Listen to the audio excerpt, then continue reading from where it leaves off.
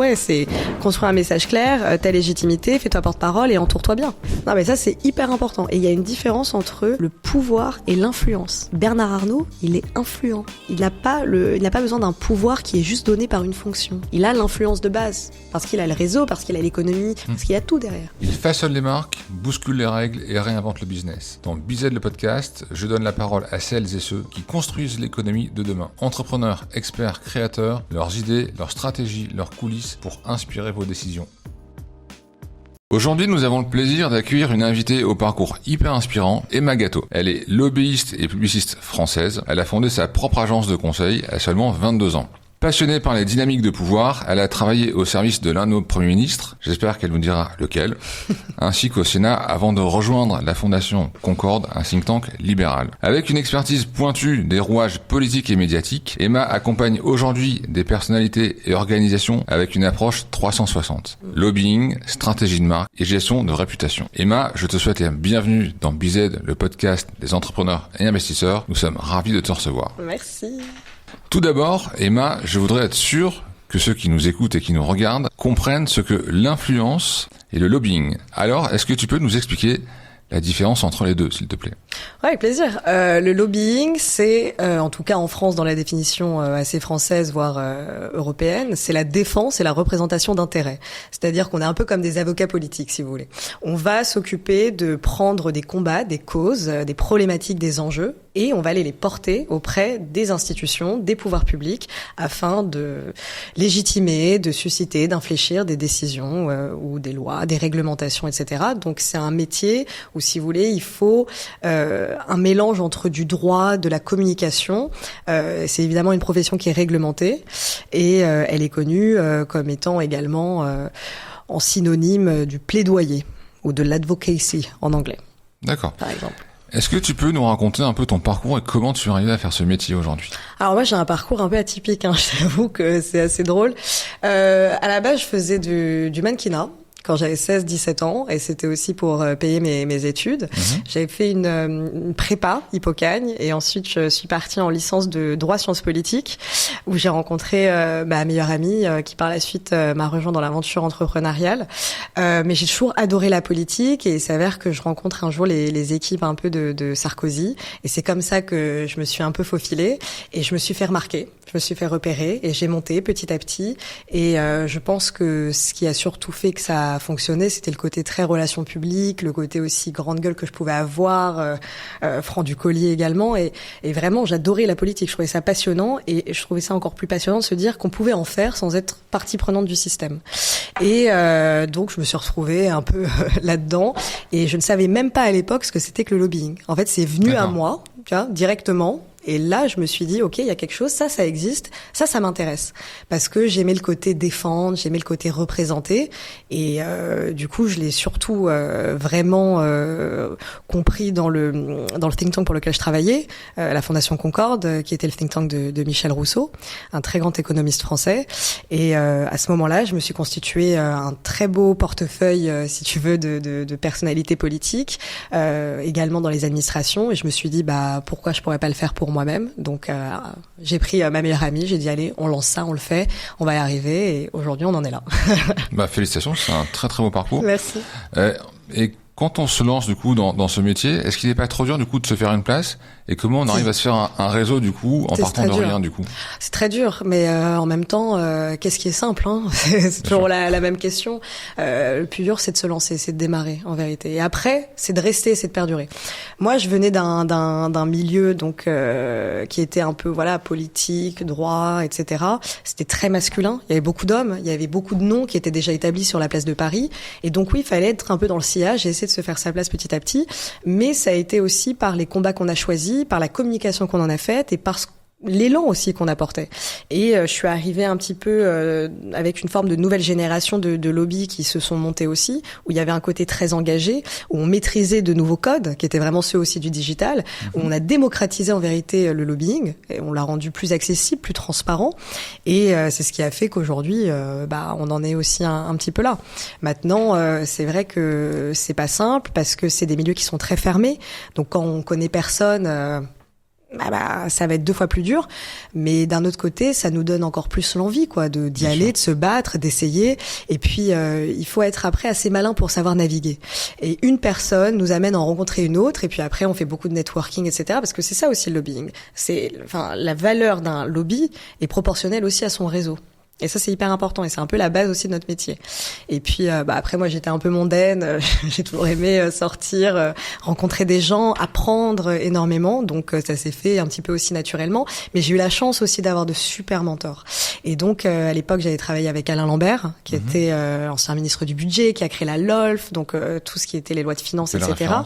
Une très belle référence. C'est un homme absolument brillant qui m'a mis le pied à l'étrier, qui a cru en moi et qui a dit maintenant t'y vas. Et puis j'avais pu rencontrer également des personnes mais exceptionnelles. J'ai rencontré la famille de Gaulle qui m'a toujours soutenue énormément. Donc en plus moi qui suis gaulliste, donc là je rencontrais l'histoire entre guillemets, des Jean-Louis Debré, etc. Enfin voilà, toutes ces personnalités là qui eux sont quand même des bêtes politiques qui m'ont aussi beaucoup aidé et épaulé entre guillemets. Donc ça a été, on va dire un peu plus simple pour moi. Est-ce que pour toi le lobbying est une discipline encore mal comprise en France ? Et d'après toi, quelles sont ses évolutions ? Elle est très mal comprise. Elle est même très décriée. La vérité, c'est que vous demandez à n'importe qui qu'est-ce que le lobbying, ils vont penser de suite à quelque chose de très opaque, de très malsain, où tout se fait un peu dans l'ombre, c'est très bizarre, etc. Et puis on a en tête beaucoup, et souvent et régulièrement d'ailleurs, des grands scandales. On va se dire le lobby, on pense quoi ? Lobby des armes, lobby du pharma. Mais déjà, tout le monde fait du lobbying et il y a plusieurs formes de lobbying. Chacun choisit ses combats. C'est décrié parce que, en effet, c'est pas vraiment connu. Ça commence, en vérité, à être de plus en plus démocratisé.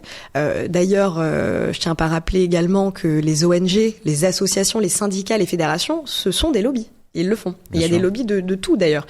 Et le MEDEF est un lobby pour les entrepreneurs. S'il y en a bien un qui porte la voix de nous, chefs d'entreprise, c'est le MEDEF. Et heureusement qu'ils sont là parce que justement, ce sont des partenaires sociaux qui arrivent à naviguer dans cet entremonde un peu compliqué et à nous représenter comme il le faut. Maintenant, on n'a pas été aidé non plus. En vérité, ça a été beaucoup romancé ces dernières années avec plein de films, plein de séries. Je pense à Goliath, le film avec Pierre Ninet. Ils ont repris un petit peu l'affaire Monsanto, mais en vérité, ça commence quand même à être un petit peu bouleversé, à changer. Et puis il y a eu plein de lois qui sont arrivées. La loi Sapin 1 et 2, où la question de la transparence des lobbies est importante. Aujourd'hui, vous avez un registre qui s'appelle la Haute Autorité de la Transparence de la Vie Publique, où toutes nos actions sont répertoriées. Vous pouvez voir exactement ce qu'on fait, combien on gagne, etc., les personnes qu'on va voir. Donc tout est répertorié. Et puis moi, je pense que d'ailleurs, c'est une très bonne chose. Et puis on voit aussi arriver sur les réseaux sociaux une forme de lobbying qui se mêle à une forme d'activisme auprès de personnalités qui commencent aussi à dire, voilà, on est allé voir tel député, on va se battre pour empêcher ça, etc. Par exemple, cas concret dernièrement, la question des PFA. Donc ces polluants éternels, pour les interdire, etc. Donc il y a eu une grosse mobilisation et ça, c'est du lobbying, par exemple. D'accord. Donc ça commence à prendre un virage aussi qui peut être militant, intéressant. On défend des vraies causes, on défend des combats et ça vaut la peine de regarder, quoi. Je comprends. Dans ton agence, comment tu choisis tes clients et est-ce qu'il y a des secteurs sur lesquels tu refuses d'aller, notamment par conviction personnelle ? Ouais, c'est une très bonne question et je pense que d'ailleurs c'est ce qui fait aussi un petit peu la différence avec d'autres lobbies un peu confrères et dans cette nouvelle génération, c'est qu'il y a un côté peut-être plus militant où on a envie de défendre des choses auxquelles on croit, des choses auxquelles on se dit qu'il y a une vraie nécessité et qu'il faut aussi des porte-paroles. Moi, en effet, oui, j'ai des secteurs que je m'interdis entre guillemets parce que soit ça me correspond pas, soit c'est trop compliqué, trop opaque, que c'est délicat et j'ai pas envie d'avoir des cas de conscience plus tard. Moi, je suis quelqu'un d'assez carré. Par exemple, oui, les secteurs de la santé, le secteur du tabac, ce genre de secteur-là, moi, c'est pas que ça m'intéresse pas, c'est que ce n'est en vérité pas pour moi. Et je pense qu'il faut savoir connaître ses forces et ses faiblesses et connaître aussi ses plafonds de ses plafonds de verre et ses limites. Et ça, c'est ma limite. Je peux pas. En revanche, les clients, en fait, c'est assez drôle. Ils viennent tout naturellement vers nous parce qu'il y a du bouche à oreille, parce qu'il y a aussi du networking, il y a pas mal de choses. Et sinon, en fait, c'est lors de certaines rencontres, on peut les croiser dans les couloirs d'administration, etc. Ils disent alors vous êtes sur quoi vous en ce moment? Écoutez, passez me voir, il faut que on essaye de comprendre. Et le modèle que j'ai surtout essayé de mettre en place, c'est un modèle vraiment sur mesure. Je veux pas un modèle industriel parce que chaque client va avoir une problématique, un enjeu et sur lequel il va falloir se spécialiser. Après, moi personnellement, j'ai développé plutôt des appétences sur les secteurs donc de tout ce qui va être la technologie de manière générale, l'industrie au sens large, beaucoup le secteur énergétique, énormément et de plus en plus d'ailleurs, l'écologie, les mobilités, l'hôtellerie, la restauration. Donc voilà, j'ai un peu aussi mes secteurs clés pour lesquels je suis connue et reconnue et sur lesquels je vais et je continue de me spécialiser. Et forcément, des clients vont en parler à d'autres, etc. Et donc en fait, finalement, le modèle du bouche à oreille, pour moi, en tout cas dans mon cas personnellement, fonctionne plutôt bien. Et donc, c'est comme ça que ça fonctionne de mon côté. D'accord. Et donc, 2 petites précisions par rapport à ton métier. Est-ce que tu peux nous dire un peu ce que c'est une journée type? Parce que, je sais pas, tu vas au Parlement, au Sénat, voir un peu comment ça se passe. Et surtout, comment tu arrives à convaincre des gens, notamment des députés ou des sénateurs ou d'autres personnes qui sont importantes dans notre pays, à les convaincre de tes idées, alors que eux-mêmes sont déjà convaincus sur des idées et sur des idées bien arrêtées. Oui, mais c'est là toute la beauté, la complexité, c'est ça le challenge. C'est-à-dire que faire en sorte que quelqu'un qui disait non finisse par dire oui. Ou quelqu'un qui disait oui, finisse par dire non. Et c'est un peu le challenge, et c'est là où on voit aussi le travail des lobbies, qui est un travail d'argumentation, mais permanent, de conviction. Une journée type, par exemple, je peux dire la semaine prochaine, j'ai une semaine d'enfer, mais une journée type, vraiment, c'est le matin, faire une veille régulière sur les textes qui sont sortis, les législations, les réglementations, quelles qu'elles soient, également journalistique et médiatique, c'est-à-dire tous les articles qui sont sortis par rapport à un sujet qui touche un client ou un secteur d'activité, pouvoir le répertorier et faire ce reporting également par la suite aux clients. Ensuite, c'est produire pas mal de notes, adapter la stratégie et le plan d'action vis-à-vis de l'évolution du sujet sur lequel on travaille, déjeuner au Bourbon, je vais pas leur faire de la pub, mais c'est un peu le QG, on va dire, là on se retrouve tous, en vérité. Et petite parenthèse, d'ailleurs, il y avait un humoriste qui avait fait sur les réseaux sociaux la vidéo de oui, on est des lobbies, la journée type, mais en vrai, c'était pas qu'un cliché, c'est vraiment ça, on est tous au Bourbon. Je referme la parenthèse. Mais non, après ce qui est intéressant, c'est que par la suite, on fait des rencontres donc avec soit des parlementaires, soit des administrations, et donc lors de ces rendez-vous, on arrive souvent, en tout cas moi pour ma part, avec un dossier que j'appelle un dossier institutionnel, où est répertorié du coup le contexte, les enjeux, le positionnement du client, exactement quelles sont nos demandes qui sont formulées. Ça lui permet non seulement d'avoir à l'avance donc exactement de quoi on va parler, et en vérité après d'avoir son petit bilan de ce qui a été évoqué. Et comment on fait pour les convaincre, etc. Tout dépend du sujet, tout dépend de l'enjeu. C'est sur le long terme, et je dis souvent que le temps du business n'est absolument pas le même que le temps de l'administration, et ça faut que les gens le sachent. L'administration prend plus de temps, c'est plus long parce qu'on fait bouger la machine, et la machine elle est ce qu'elle est, hein. C'est pas évident tout le temps, mais généralement ce qui est intéressant, c'est de se dire on est là pour apporter une expertise, on est là pour apporter un autre point de vue, on est là pour défendre aussi une position. On peut ne pas y adhérer, hein. Chacun a ses dogmes, chacun a ses croyances. Maintenant, quand il s'agit de l'intérêt général et du bien commun, on se met tous autour de la table et on essaye de trouver des compromis. Parce que notre travail, c'est un travail de compromis, c'est un travail d'intermédiation et de négociateur.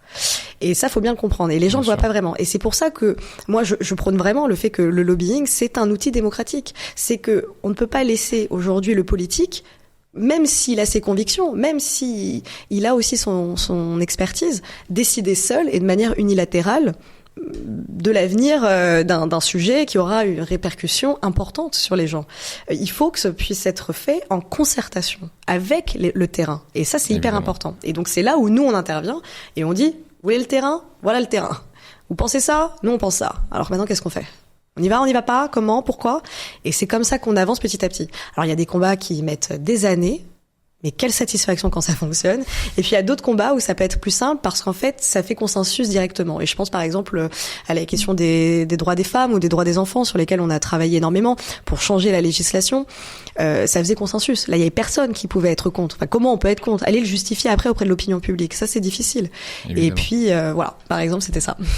Non, c'est hyper intéressant. Les décisions politiques ont un impact direct sur le monde de l'entreprise. Ah oui. Est-ce que tu peux nous donner quelques exemples concrets du coup? Ah ouais, surtout en France où en fait on a un État qui est vraiment très interventionniste, en vérité, qui est très présent. La plupart des secteurs sont régulés. Moi, je pense à plusieurs points. Par exemple, ils ont arrêté le Pinel en 2024, là, l'année dernière, au 31 décembre, il me semble. La loi Pinel, c'était quand même pour la plupart des personnes dans l'immobilier un moyen de proposer aussi aux Français d'investir dans l'immobilier avec une réglementation qui leur était favorable. Ils l'ont arrêté. Ah, ça a impacté énormément parce que du coup, si on vend plus de Pinel, on vend quoi ? S'il n'y a pas de choses qui sont raccords et qui ne vont pas aussi avec aujourd'hui les potentiels clients. On a ça, on a la loi climat et résilience qui a impacté aussi les comportements de toutes les entreprises sur les questions d'écologie. Enfin bon, il y en a tellement, en vérité, il en sort tous les jours des grosses réglementations, mais celles-ci, elles ont vraiment impacté.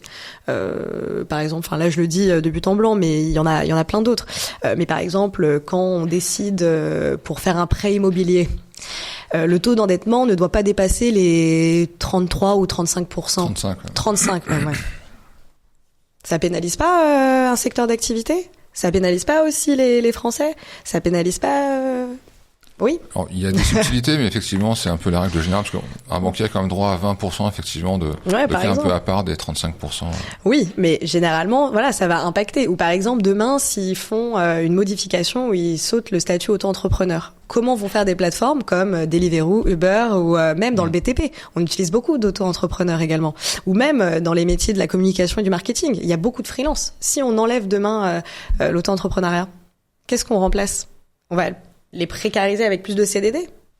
C'est compliqué.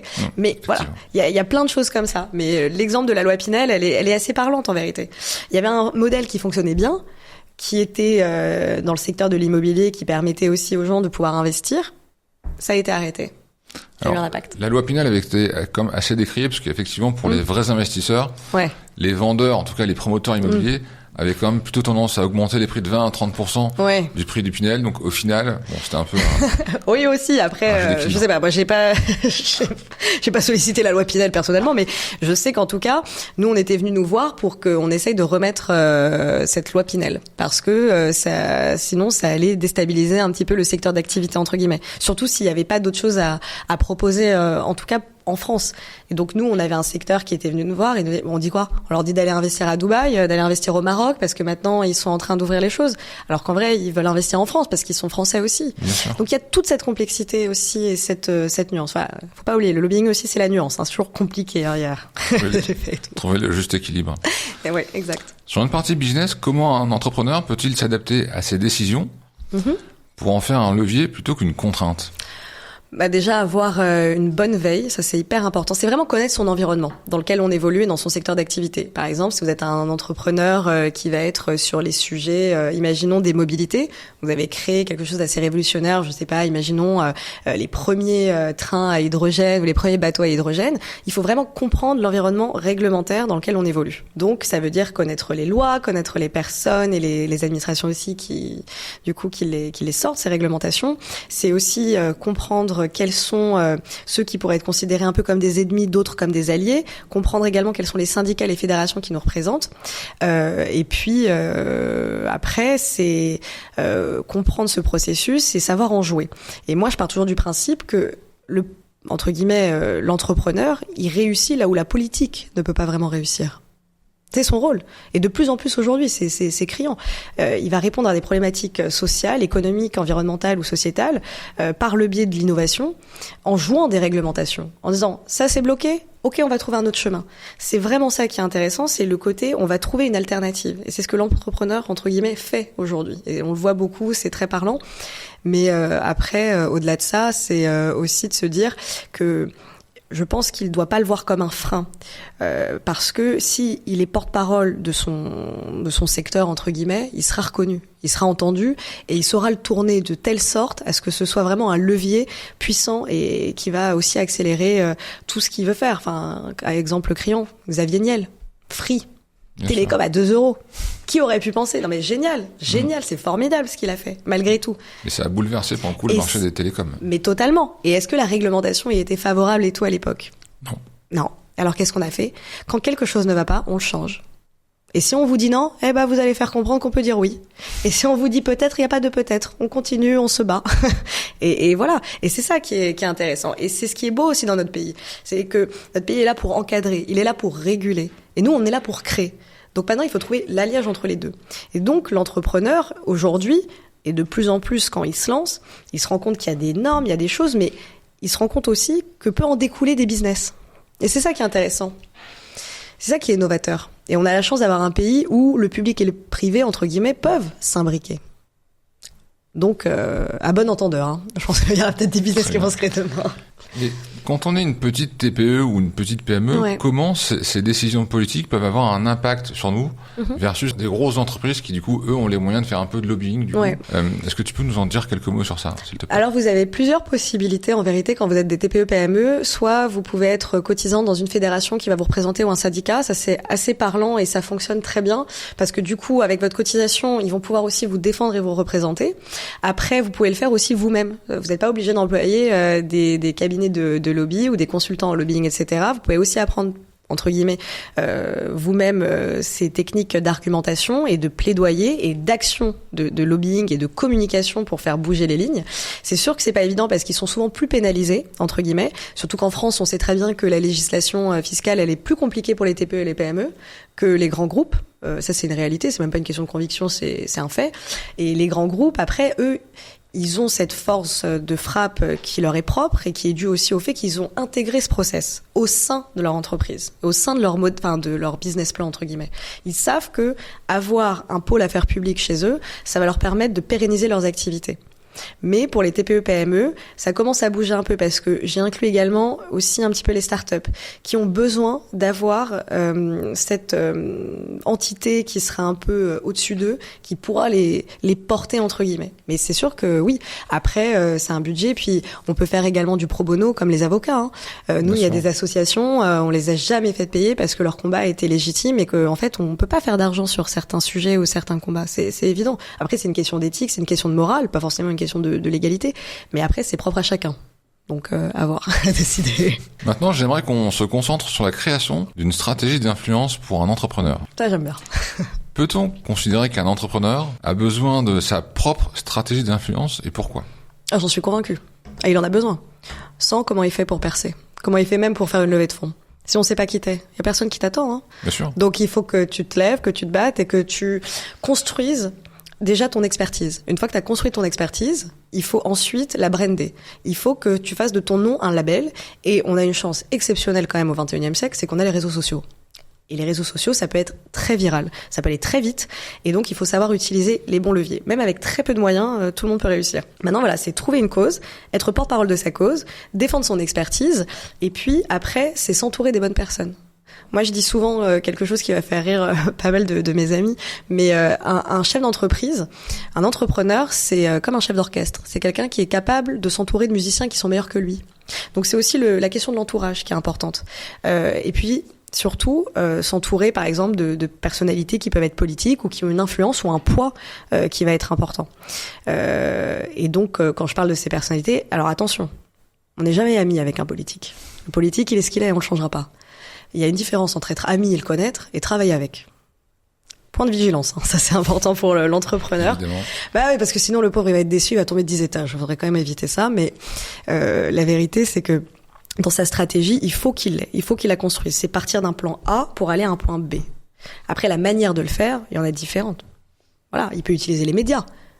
Il peut utiliser évidemment les médias numériques également, la communication à foison, mais c'est surtout se dire si aujourd'hui je dois monter une stratégie, qu'est-ce que ça va m'apporter, où est la valeur ajoutée? Et c'est ça où il y a encore un petit sujet à leur faire comprendre, c'est que la communication, on n'est pas là pour faire du blabla, non. Qu'est-ce que ça va t'apporter? La valeur ajoutée. Est-ce que derrière, tu vas trouver des business angels? Est-ce que tu vas rentrer dans les cercles qui sont pertinents? Est-ce que le fait d'avoir écrit un rapport dans un think tank qui va être médiatisé va te propulser vers la lumière et va te permettre, du coup, de développer encore plus ton activité? Ou même d'en trouver d'autres et d'aller un peu à droite à gauche. C'est tout ça qu'il faut réfléchir. C'est pour ça que, généralement, il peut le faire par lui-même, mais c'est bien aussi d'être accompagné. Parce qu'il y a des gens qui sont vraiment professionnalisés là-dedans et qui savent exactement par rapport au type de personnalité comment on peut l'amener à la destination finale qu'il souhaite. Et concrètement, comment un entrepreneur peut commencer du coup à avoir une stratégie d'influence? Quel conseil tu lui donnerais pour ça? Première chose, c'est vraiment connaître son environnement réglementaire et évaluer déjà quelles sont les problématiques, les freins et les enjeux auxquels il est confronté. Une fois qu'on sait ça, c'est ensuite élaborer un message clair, un discours qui soit concis, qui soit pertinent et surtout qui sera parlant. envers à la fois le décideur que l'opinion publique. C'est très important parce qu'il faut parler à un ensemble de corps sociaux. Et enfin, c'est surtout s'investir sur le temps long. Alors c'est toujours un peu compliqué quand on dit ça à des entrepreneurs parce qu'on est toujours très pressé, on veut tout de suite, maintenant, etc. Mais non, toutes les choses qui prennent du temps sont généralement les meilleures et fonctionnent toujours. Parce que c'est dans la durée qu'on peut voir, du coup, les conséquences de chaque action qu'on a pu faire. Et ça, c'est hyper important de le rappeler. Bien sûr. Donc voilà, si ça peut répondre à ta question, c'est un petit peu le truc. Après, donner des conseils, je t'avoue que même moi je les écoute pas. Donc ce serait un peu, c'est ambivalent de dire ça. Mais d'un autre côté, appelez-nous, et puis on vous aidera. Mais s'il y en a 3, ouais, c'est construire un message clair, ta légitimité, fais-toi porte-parole et entoure-toi bien. Et une fois que t'as ça, après vole de tes propres ailes. On t'attend, tu vois. Et donc aujourd'hui, quels sont les canaux les plus efficaces pour influencer les décisions dans un domaine d'activité? Ah il y en a plein. Surtout alors les réseaux sociaux. Non, mais ça c'est exceptionnel. TikTok, Instagram, LinkedIn, hop, ça s'enflamme, c'est parti. Après les canaux un peu plus traditionnels, les médias, ça fonctionne toujours. Pourquoi? Parce que ce sera également vu. Après tout dépend. Est-ce que la problématique s'insère dans une actualité ou est-ce que c'est toi qui crée l'actualité? Ça, c'est différent. Et c'est pas la même stratégie. Mais du coup, on s'adapte. Mais ces canaux-là sont quand même assez importants. Et puis, il y a quelque chose qui fonctionne toujours. Moi, c'est ce que je conseille. Quand on a son entreprise, quelle qu'elle soit, quand on est entrepreneur et qu'on a créé un business et on se dit, putain, on va changer le monde. Et c'est vrai. En soi, on peut changer le monde. Il faut le faire savoir aux politiques. Il faut leur faire une forme de communication assez corporate, très institutionnelle. On va leur expliquer, voilà les enjeux, voilà dans quel contexte ça se développe, voilà où je vais aller et voilà comment vous allez m'accompagner. Et puis, on lance des petits hameçons comme ça et tout, et à un moment, ça mord. Et puis, il y aura toujours un député ou même un ministre qui sera sensible à ça et qui pourra aussi le mettre en lumière. Par exemple, on parlait beaucoup de l'IA. L'IA, on voyait ChatGPT, etc. Bon, on a Mistral IA. Ou AI, je sais plus comment on le dit, mais bon, bref, on s'est compris. Mistral AI. Voilà, Mistral AI. Bon, eux, s'ils n'avaient pas eu aussi le gouvernement français, des ministres et toute une communication gouvernementale, je sais pas si ça aurait autant fonctionné. Quand il y a DeepSeek d'un côté et ChatGPT de l'autre, on voit ça sur l'Apple Store, le français il va pas se dire je vais regarder mon Made in France. Non mais c'est vrai, on va au plus connu. Mais c'est pour ça que c'est là où ça intervient. Là par exemple, et c'est là où on voit aussi que le gouvernement aide et du coup fait aussi des beaux trucs français quoi. Et tu évoques un sujet intéressant parce que tu parles notamment des réseaux sociaux. Ouais. Est-ce que c'est complémentaire à ton métier? Et si oui, comment du coup?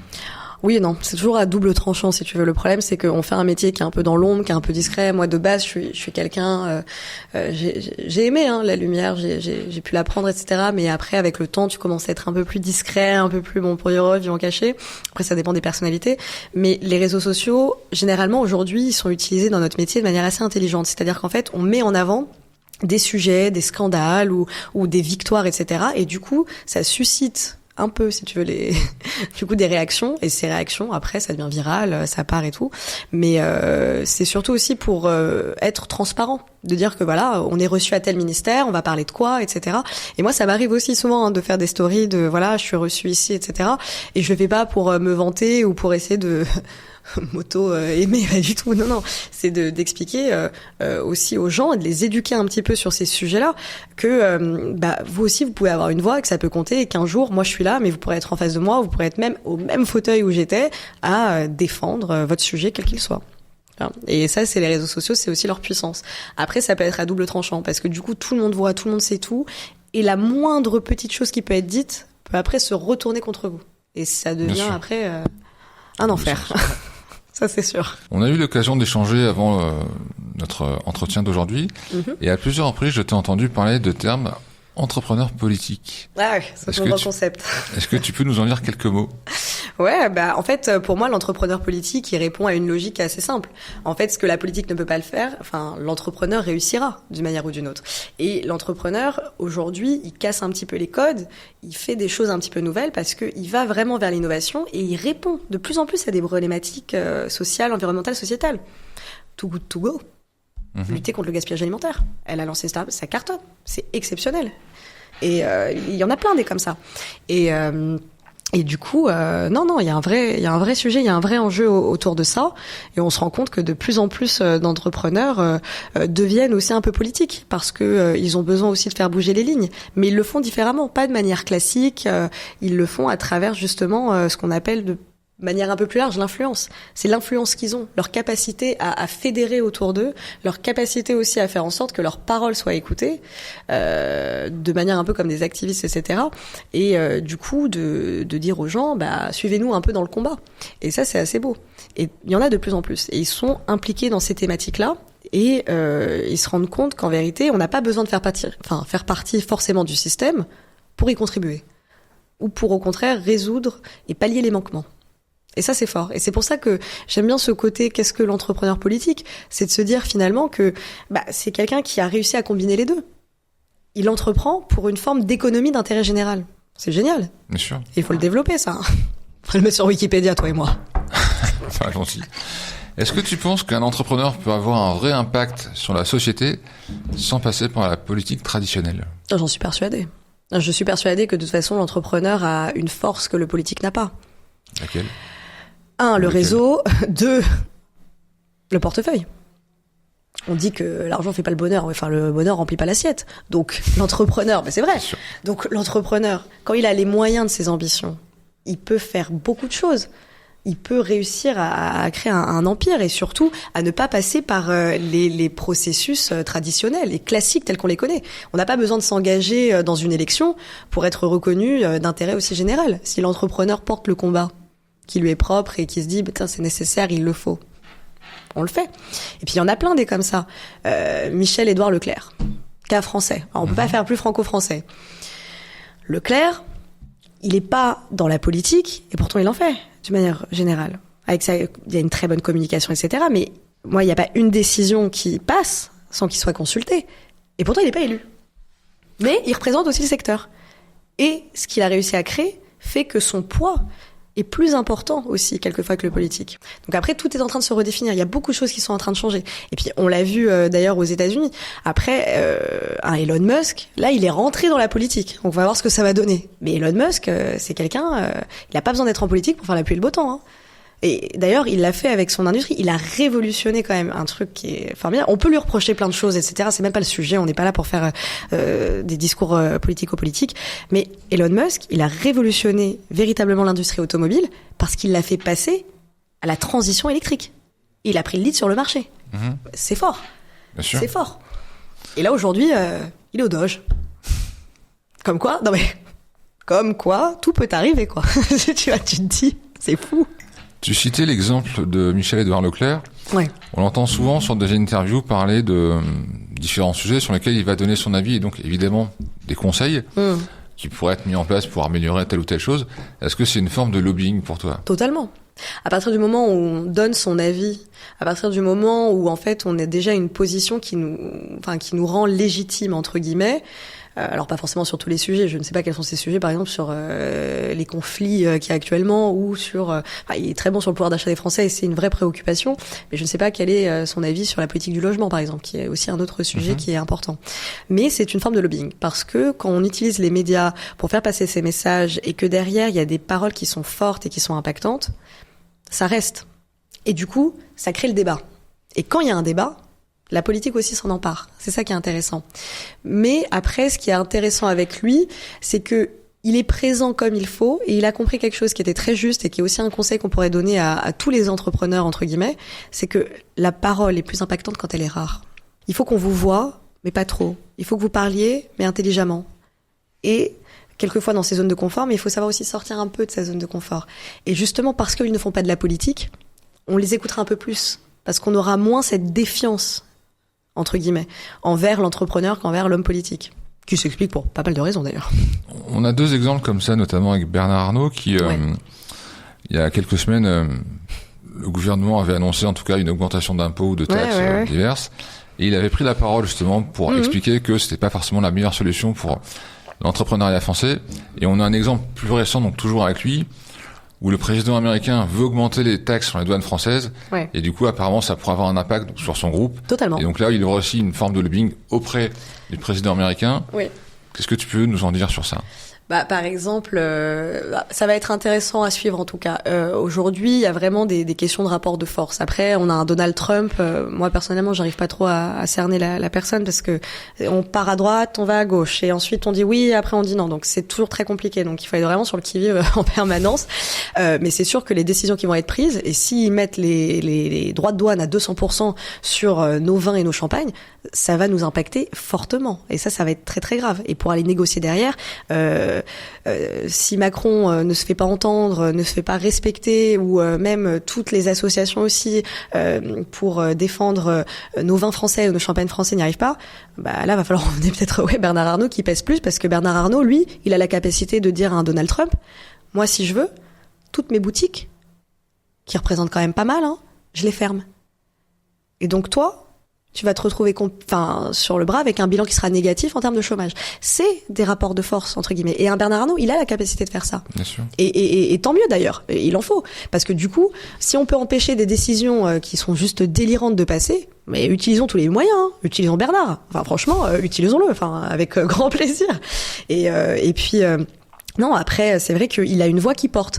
Alors, on aime ou on n'aime pas. Après, en France, c'est toujours très compliqué. De toute façon, quand on fait partie des grandes richesses, il y a beaucoup de choses qui se disent, etc. Je vais pas rentrer là-dedans parce que j'ai pas envie de polémiquer, mais un Bernard Arnault, à la fin, il fait vivre des gens, il fait vivre un pays, il lui donne aussi sa renommée. On est quand même champion dans un secteur aussi grâce à lui, grâce au luxe.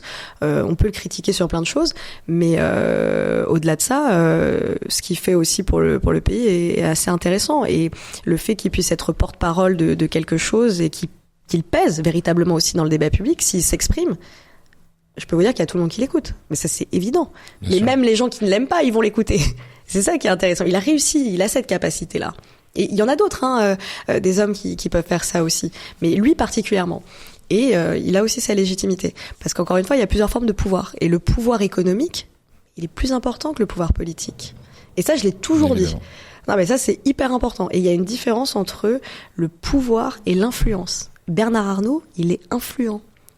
Il n'a pas besoin d'un pouvoir qui est juste donné par une fonction. Il a l'influence de base. Parce qu'il a le réseau, parce qu'il a l'économie, parce qu'il a tout derrière. Donc, c'est pour les entrepreneurs, entre guillemets. Il faut qu'ils aient ça aussi. Au début de l'entretien, tu nous expliquais la différence entre l'influence médiatique et le lobbying. Ouais. Donc, dans le cas ici, on est plutôt sur de l'influence médiatique. Ouais. Est-ce que, par exemple, ça c'est une question qui est intéressante aussi, on a, peut-être toi ou d'autres, une forme de lobbying possible sur des pays étrangers? Totalement. Dans le cas ici présent, par exemple, sur les frais de douane. Ah bah oui, mais de toute façon, le lobbying, il est mondial. Après, il n'est pas exercé de la même manière, que ce soit aux États-Unis, en Chine, au Canada, en France, en Italie, etc. Mais il existe. Il a toujours existé, il a toujours été là. Et tout le monde, d'ailleurs, fait du lobbying, sans le savoir. Quand vous êtes là pour convaincre quelqu'un, pour changer sa position, pour essayer d'argumenter, pour faire en sorte que y ait quelque chose qui ne passe pas, ou au contraire, qui soit plus accentué, vous lobbyez, on fait du lobbying. Et il peut se faire à l'international. Et évidemment, après, on a, je pense, tous en France, au fond de nous, ce petit côté cocorico, on attaque notre pays sur l'économie, on va riposte. Et puis, si le politique n'est pas capable de le faire, nous, quand on va faire front, ça va faire mal aussi. Mais après, il faut se soulever un petit peu, quoi. Il faut y aller, faut pas hésiter. Mais aujourd'hui, c'est aussi, qu'on soit politique ou entrepreneur, on prend des coups, d'une manière ou d'une autre. Dès qu'on s'expose, on va prendre des coups. C'est le quotidien. C'est le quotidien. Mais sur un côté mondial, oui, et de toute façon, des grands groupes comme CMA, CGM, Dassault, etc., ils sont partout. Ils sont mondiaux. Et ils font du lobbying partout. Et parce qu'ils doivent se conforter à des réglementations des pays dans lesquels ils opèrent, dans lesquels ils vendent, dans lesquels ils sont. Et donc, tout ça fait que, évidemment, faut avoir un peu la main dessus. Donc, même si ça part de France, on garde aussi l'international dans le pipe, entre Bien guillemets. Donc justement, comme on est sur la France, aujourd'hui, c'est vrai qu'on voit qu'on a une nouvelle génération d'entrepreneurs qui est quand même beaucoup plus engagée. C'est quoi cette nouvelle vague d'entrepreneurs qui veulent changer le monde à leur façon pour toi ? En tout cas, on va dire que c'est ceux de ma génération. Ils cassent un peu les codes et c'est quelque chose qui est très intéressant à observer d'ailleurs.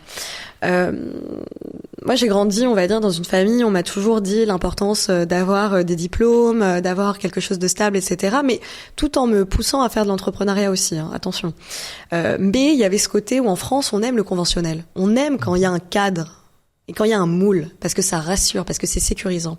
Les entrepreneurs aujourd'hui, tout a changé. Leur rapport au travail. Ils vont plus vite. Ils maîtrisent de nouveaux codes.